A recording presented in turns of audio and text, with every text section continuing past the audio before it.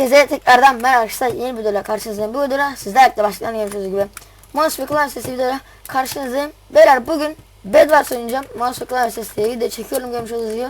Kanalda ikinci Mouse ve Clan sesi video. Birincisi sonuncu The Barış'taydı. İkincisinde Craft Rice'da çekeyim dedim. Bir dakika şöyle, tamamdır. Beyler bu arada izlenmelerimiz çok düştü. Abonemiz işte birazcık vardı, izlenmelerimiz çok düştü. Bu arada kanalıma videoda beğenmeyi unutmazsanız cidden çok mutlu olurum. O zaman bizim videomuza geçelim. İzlenmelerimizi artması için de bir kanalı paylaşıp videoları da paylaşmayı unutmayın. Bu güzel bir yorum da atarsanız cidden çok mutlu olurum. O zaman hiç vakit kaybetmeden videomuza geçelim.